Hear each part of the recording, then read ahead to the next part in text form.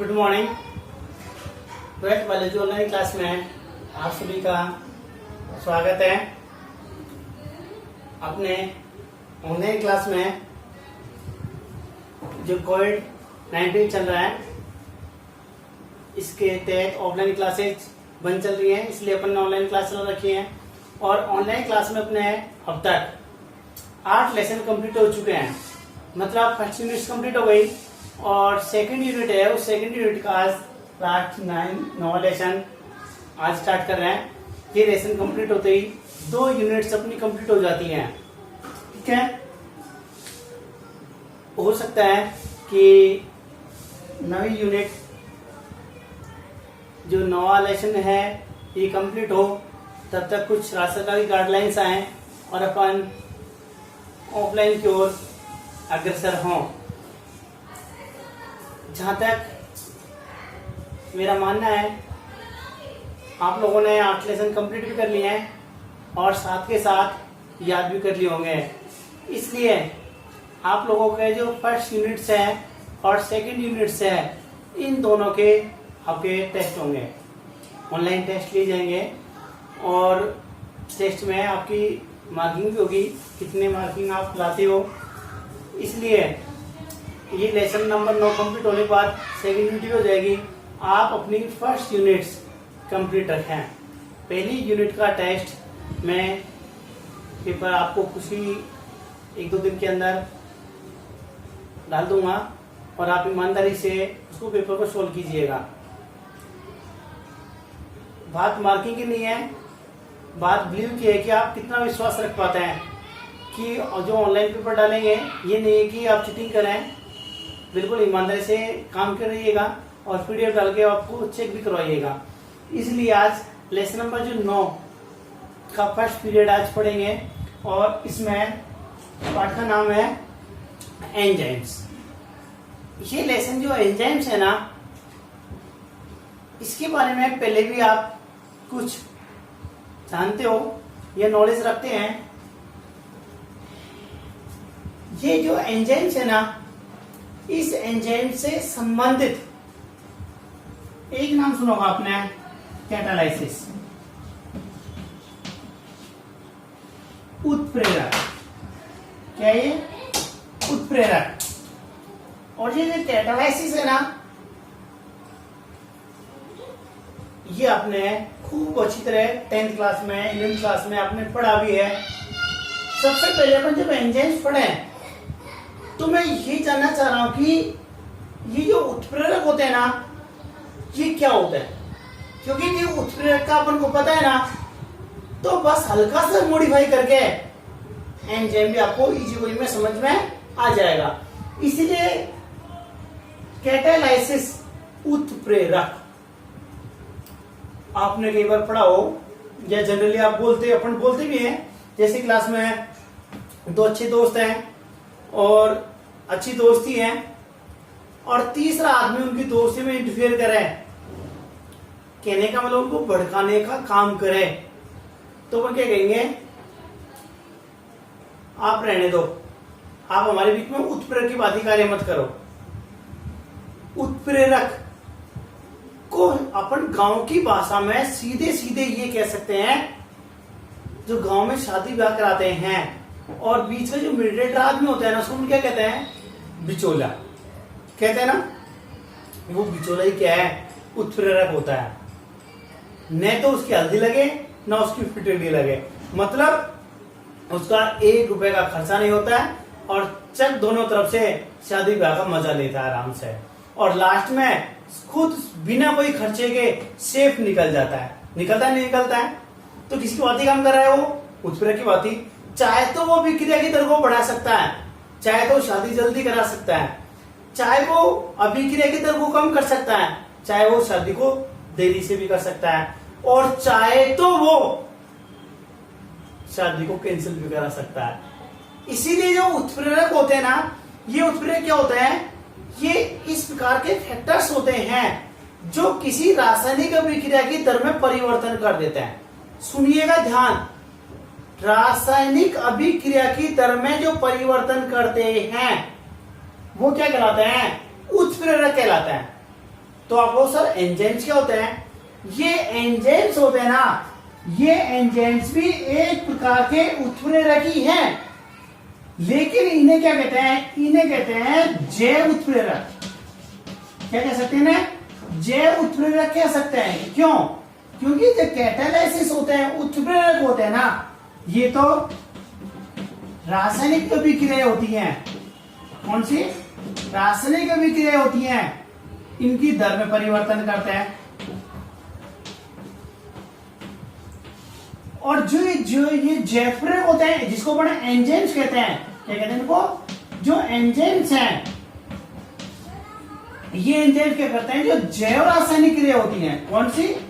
जैव रासायनिक क्रिया। ध्यान रखना, जो जीव के अंदर जो भी जैविक क्रियाएं संपन्न होती हैं, और इन जैविक क्रियाओं की दर में, इसमें जैविक क्रियाओं की दर में जो परिवर्तन करते हैं, वो क्या कहलाता है? एंजाइम कहलाता है। तो कैटालाइसिस क्या करते हैं? जो रासायनिक अभिक्रिया होती है उसकी दर में परिवर्तन करते हैं। और एंजाइम क्या होते हैं? ये जो जैव रासायनिक क्रिया होती है उसमें परिवर्तन करते हैं। कुल मिला के ये कह सकते हैं कि एंजाइम्स होते हैं, ये रासायनिक अभिक्रियाओं पर क्रियाशील होते हैं, जबकि एंजाइम्स होते हैं ना, ये जैविक क्रियाओं पर क्रियाशील होते हैं। इस चीज का विशेष ध्यान रखिएगा। जीव के अंदर जो जैविक रासायनिक क्रियाएं संपन्न होती हैं, उनमें जो परिवर्तन में दर होता है, दर में परिवर्तन होता है, वो कौन करते हैं? एंजाइम्स करते हैं। और जो बाहर केमिकल्स वाली रिएक्शंस होती हैं, उनमें जो दर में परिवर्तन करते हैं, वो कौन करते हैं? उत्प्रेरक कहलाते हैं। राइट? ये जो एंजाइम्स होते हैं ना, ये ज्यादातर प्रोटीन से निर्मित होते हैं। सभी एंजाइम प्रोटीन से निर्मित होते हैं, लेकिन सभी प्रोटीन्स एंजाइम नहीं कह सकते हैं।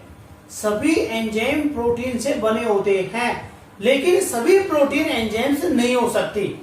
इसलिए क्या होता है कि जो एंजाइम्स होते हैं ना, ये क्या करते हैं? ये जैविक जो जीव होते हैं ना, उस जीव के अंदर होने वाली जो जैविक क्रिया होती है, उन जैविक अभिक्रियाओं की दर में ये परिवर्तन करते हैं। इसलिए ये क्या कहते हैं? जैव उत्प्रेरक भी कहते हैं, या जैव किण्वन भी कहते हैं। इसलिए जो एंजाइम्स होते हैं, ये एंजाइम जैविक क्रियाओं को ही परिवर्तित करते हैं। एक बात तो ये ध्यान रखिए, ठीक है?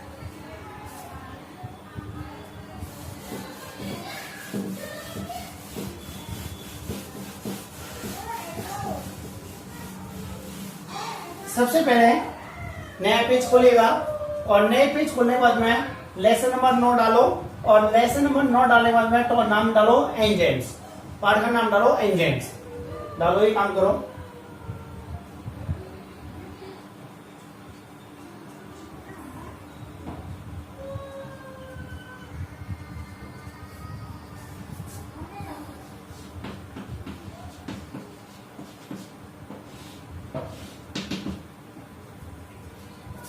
पाठ का नाम डाल दिया एंजाइम्स, और टॉपिक डालो छोटा सा एंजाइम।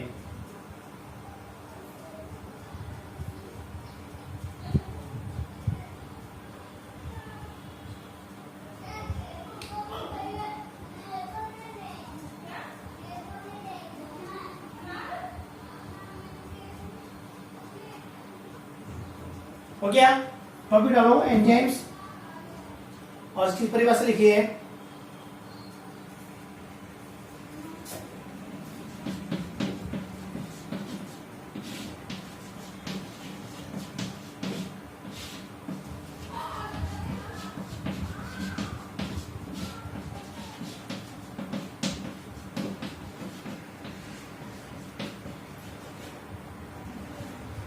प्रोटीन प्रकृति के ऐसे कार्बनिक पदार्थ जो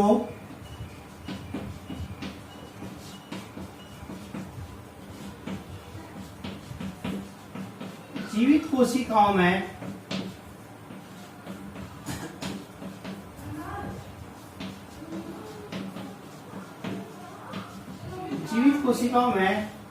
जैव उत्प्रेरक का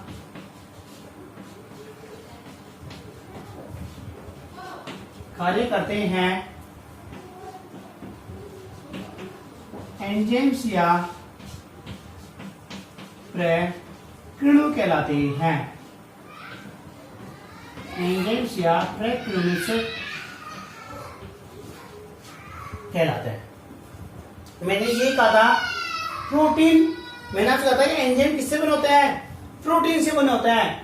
प्रोटीन प्रकृति के ऐसे कार्बनिक पदार्थ जो जीवित कोशिकाओं, जीवित कोशिका किसी भी जीव के अंदर, जैव उत्प्रेरक मैंने कहा था, जैव उत्प्रेरक मतलब कौन सा होता है, जो जैविक क्रियाओं की दर में परिवर्तन करते हैं उसे क्या कहते हैं, जैव उत्प्रेरक कहते हैं। मैंने अभी कुछ समय पहले अभी बोर्ड पे लिखा था, जैव उत्प्रेरक की बातें जो कार्य करते हैं क्या कहलाते हैं, वो एंजाइम्स कहलाते हैं।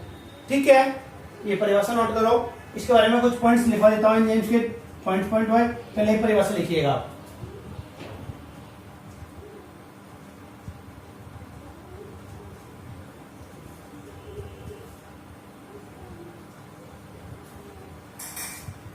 नोट किया, इसकी चेयर में लिखो।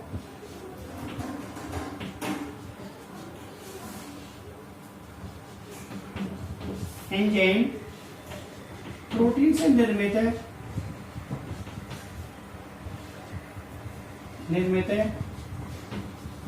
इस प्रकार के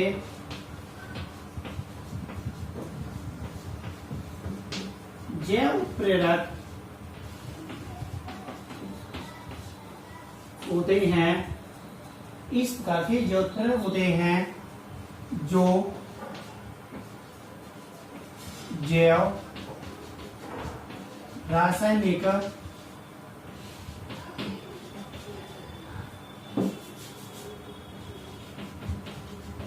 अभिक्रियाओं की दर में परिवर्तन कर देते हैं। बात वही है, मैंने आपसे कहा था कि इस प्रकार के प्रोटीन से बने होते हैं, जैव उत्प्रेरक होते हैं, और जैव उत्प्रेरक होंगे क्या करेंगे, ये जो जैव रासायनिक अभिक्रिया होती हैं उन जैव रासायनिक अभिक्रियाओं की दर में ये परिवर्तन कर देते हैं, या अभिक्रिया की दर को क्या करते हैं, ये चेंज कर देते हैं। इसलिए इन्हें क्या कहते हैं, इन्हें जैव उत्प्रेरक कहते हैं।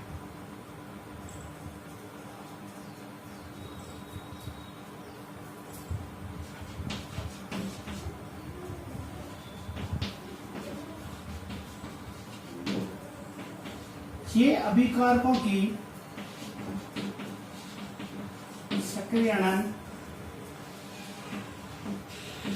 ऊर्जा को कम करके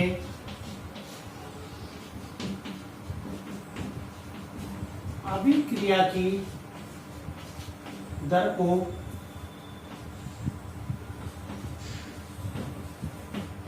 बढ़ा देते हैं।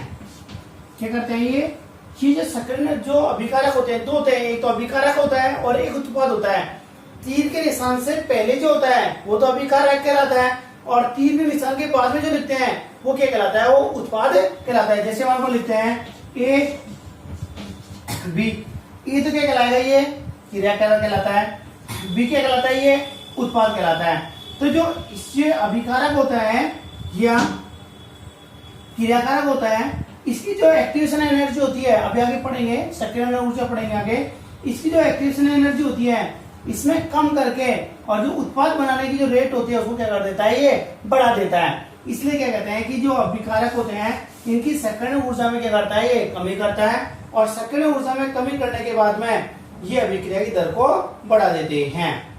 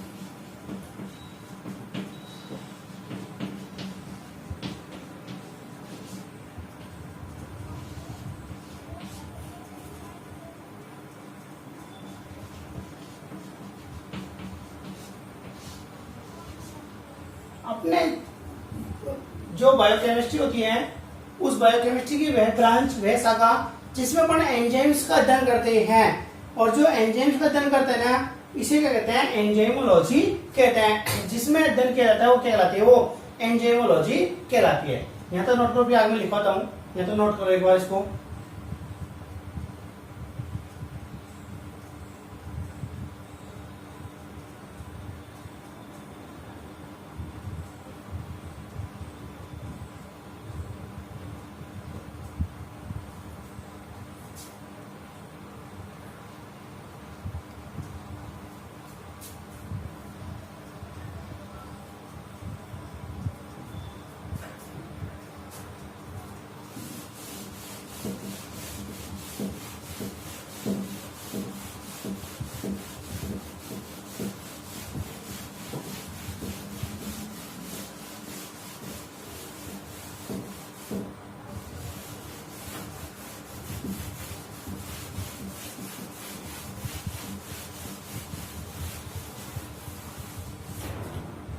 इसी में आगे जो चल रहा है पॉइंट्स, उसी में आगे कंटिन्यू लिखिए।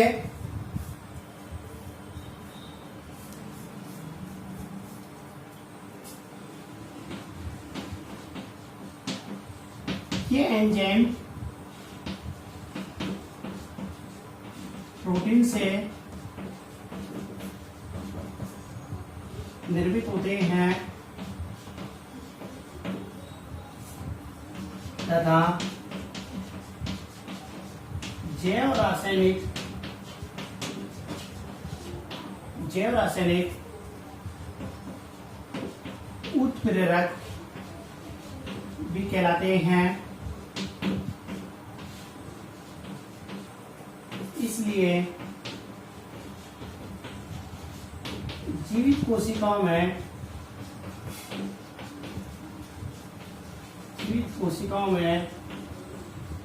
जैव रासायनिक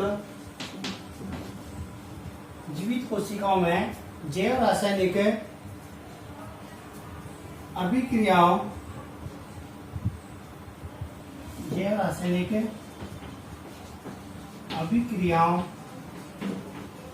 की दक्षता व क्रियाशीलता में परिवर्तन कर देते हैं, लेकिन स्वयं अपरिवर्तित रूप में बाहर निकल जाते हैं। ये सबसे अच्छी बात है। देखो क्या कहते हैं, एंजाइम्स के बारे में अपन कैटालाइसिस पढ़ते हैं कि अभिक्रिया की दर में परिवर्तन कर देते हैं और स्वयं अपरिवर्तित अवस्था में बाहर निकल जाते हैं। तो एंजाइम्स में भी वही होता है कि ये जो एंजाइम्स होते हैं ना, ये एंजाइम्स क्या करते हैं, ये जो जैव रासायनिक अभिक्रिया होती है उन जैव रासायनिक अभिक्रियाओं की जो दर होती है उसमें तो परिवर्तन कर देते हैं, लेकिन जैसे अभिक्रिया कंप्लीट होती है तो अभिक्रिया के कंप्लीट होने के बाद में ये स्वयं अपरिवर्तित अवस्था में बाहर निकल जाते हैं। तो ये क्या कहलाता है, ये एंजाइम्स होते हैं जो प्रोटीन से बने होते हैं। इसको नोट करिएगा, नोट करो इसको।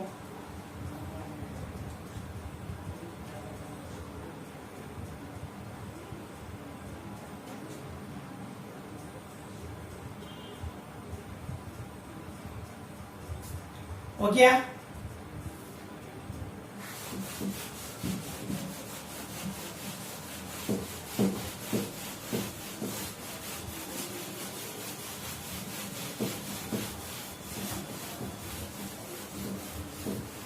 इसी में आगे कंटिन्यू लिखिएगा। देखो अपनी जो जैव रासायनिक अभिक्रिया होती है ना, एक तो होती है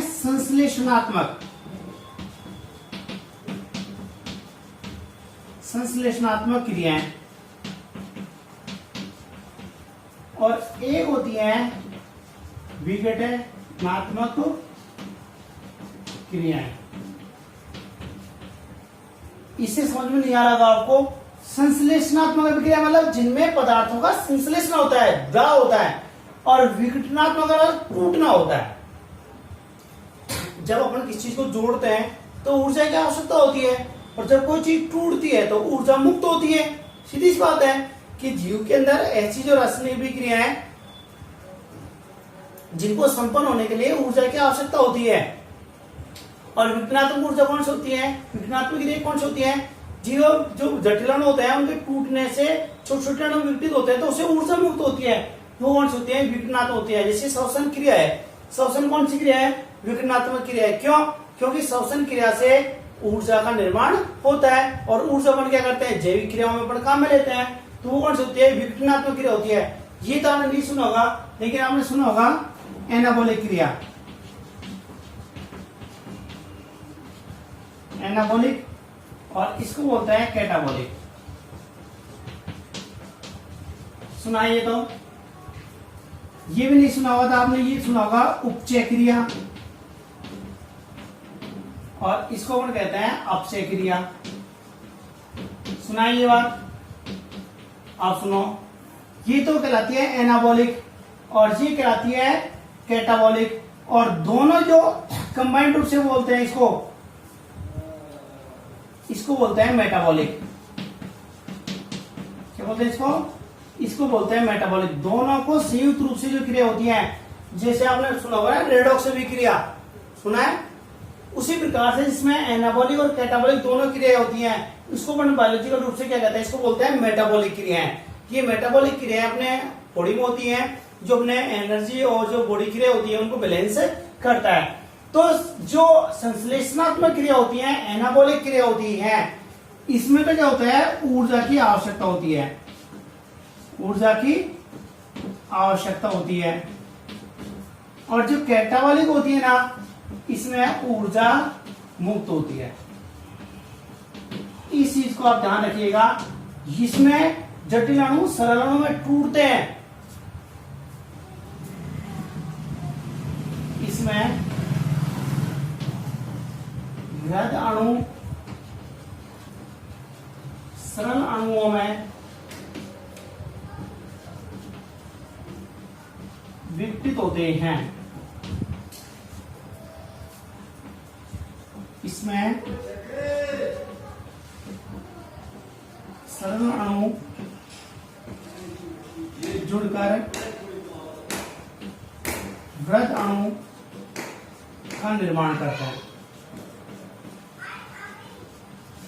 तो ये कहलाता है अपने पास कैटाबॉलिक और एनाबॉलिक क्रिया कहलाती है। बार बार हमने 10th में लेन तो पढ़ा होगा एनाबॉलिक क्रिया, कैटाबॉलिक क्रिया, मेटाबॉलिक क्रिया क्या होती है। तो ध्यान रखिएगा, एनाबॉलिक क्रिया कौन सी होती है? के वृहद अणु का निर्माण करते हैं और इनके जुड़ने के लिए ऊर्जा की आवश्यकता होती है। क्या कहलाते हैं? एनाबॉलिक क्रिया कहलाती है। और इस प्रकार की क्रिया जिसमें वृहद अणु टूट करके सरल अणुओं में विघटित हो जाते हैं, छोटे अणुओं में विघटित हो जाते हैं, और विघटन के दौरान ऊर्जा मुक्त होती है।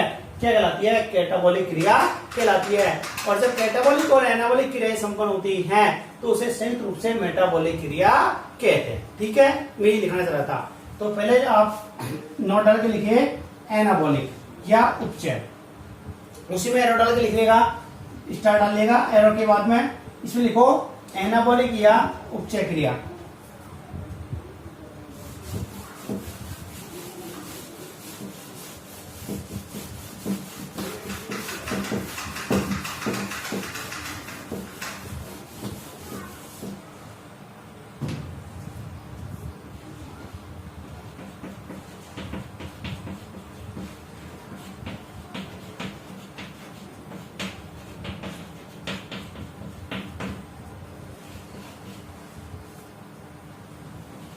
इसमें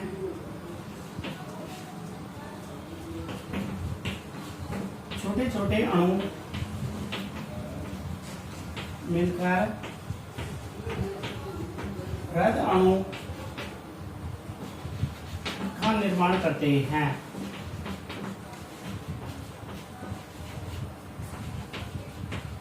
इसमें ऊर्जा की आवश्यकता होती है। एनाबॉलिक करके लिखिए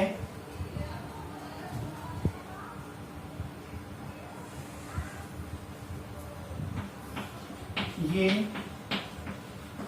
संश्लेषणात्मक क्रियाएं होती हैं।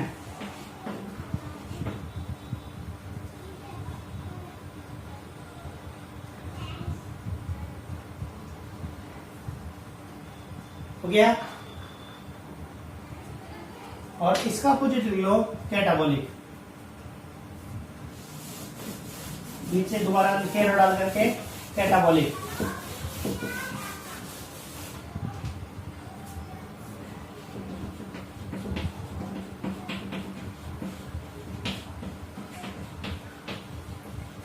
अब चेक क्रियाएं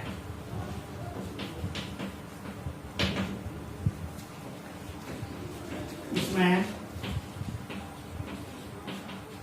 अणु टूटकर छोटे छोटे अणु का निर्माण करते हैं।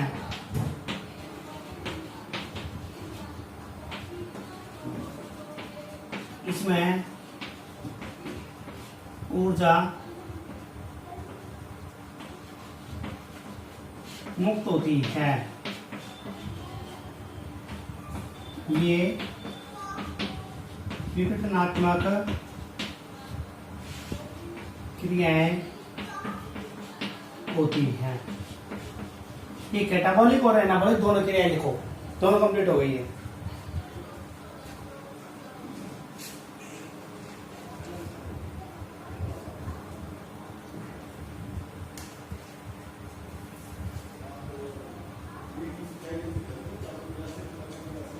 हो गया।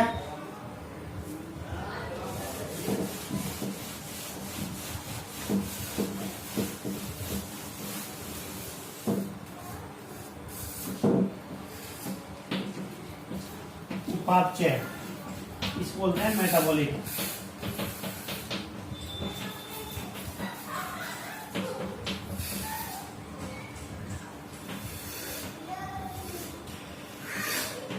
इसमें एनाबॉलिक व कैटाबॉलिक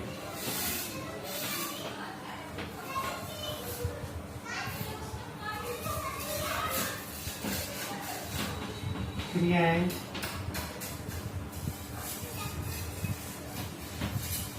संपन्न होती हैं। मेटाबॉलिक क्रिया कहलाती हैं। ये कंप्लीट करो।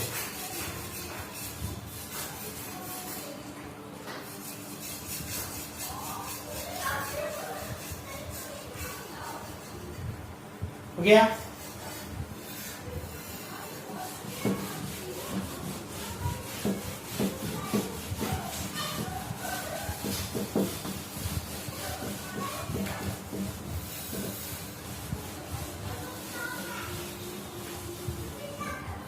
नेट अब डालो।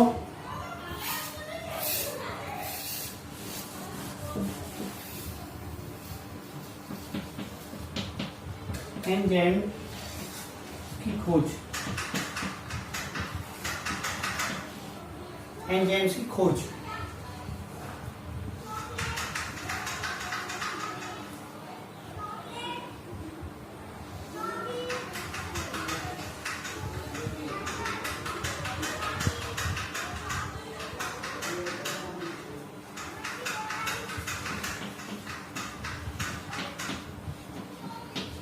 स्टार डाल के लिखते जाओ। 1878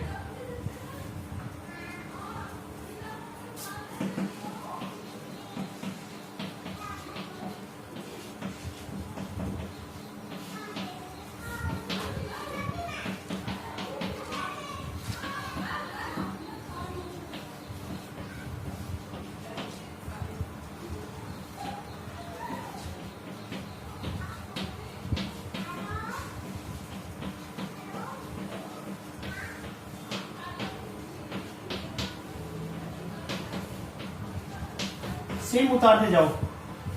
मैं लिखते जा रहा हूँ, उतारते जाइएगा।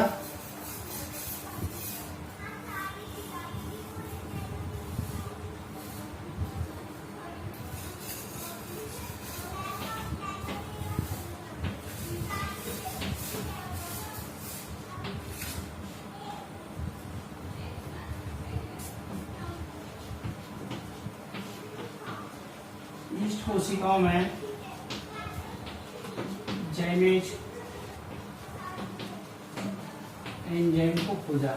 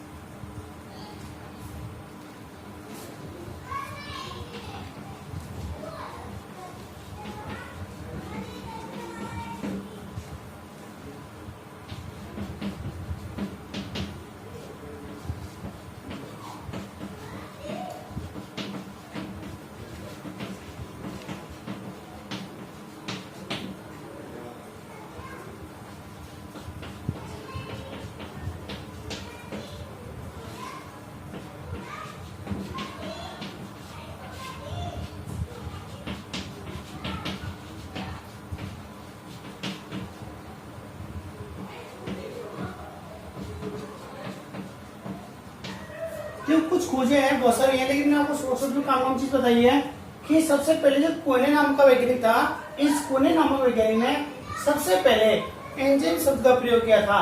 और जो यीस्ट कोशिकाएं थी, यीस्ट कोशिकाओं से जो किण्वन के लिए जो एंजाइम शब्द दिया था ना, वो सबसे पहले किसने दिया था? कोहेन ने दिया था। एक बुकनर नामक वैज्ञानिक आया था। इस बुकनर नामक वैज्ञानिक ने जो यीस्ट कोशिकाएं होती है ना, इन यीस्ट कोशिकाओं में से सबसे पहले जैमेज एंजाइम होता है, उस जैमेज एंजाइम की सबसे पहले खोज की थी। इसके बाद में सुमनर आया था। सुमनर ने जो यूरेज एंजाइम है, उस यूरेज एंजाइम को सबसे पहले क्रिस्टल रूप में प्राप्त किया था। जो अपन क्रिस्टलाइजेशन करते हैं पाउडर जैसा, सबसे पहले यूरेज का क्रिस्टलाइजेशन ने किया था। बर्जीलियस नामक वैज्ञानिक था। इस बर्जीलियस ने सबसे पहले जेओथुरे अपन ने माना है। ये जेओथुरे के बारे में सबसे पहले किसने दिया था? बर्जीलियस ने दिया था। और जो इमिल फिशर नामक वैज्ञानिक है, इसने तालाचाबिक सिद्धांत दिया। और जो कॉस्टलैंड है, इसने प्रेरित आसन का सिद्धांत दिया था। ये दोनों सिद्धांत आगे पढ़ेंगे कि कॉस्टलैंड का प्रेरित आसन सिद्धांत क्या है और इमिल फिशर का तालाचाबिक सिद्धांत क्या है। दोनों सिद्धांत आगे पढ़ेंगे। ये कुछ खोजें थी जो मैंने आपको लिखाई है, इनको नोट करो।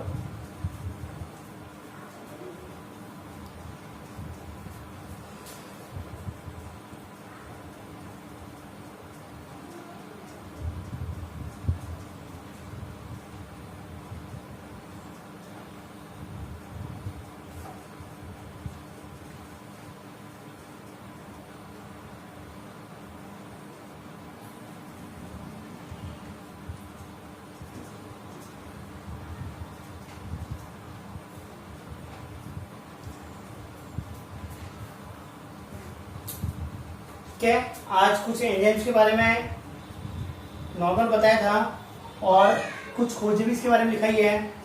कल की क्लास में पढ़ेंगे एंजाइम की संरचना, इंपॉर्टेंट भी है। आज की क्लास के लिए इतना ही। धन्यवाद।